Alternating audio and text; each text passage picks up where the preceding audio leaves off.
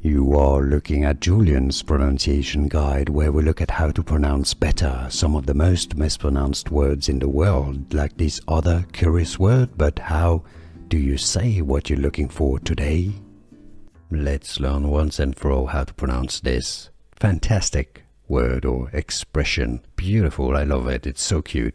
If you want to learn more useful vocabulary in English and clarify pronunciations of confusing words, stay tuned, I've got more videos for you. Teddy.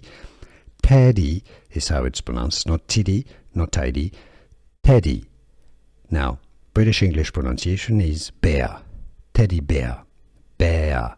Bear. Teddy bear, with a silent R essentially.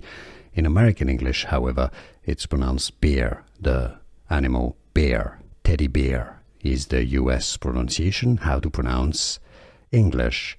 Teddy bear. Teddy bear. And now you know. Here are more videos on how to pronounce more confusing words and names too many mispronounced. Like this video if you found it useful. I appreciate your support. I'll see you soon and thanks for watching.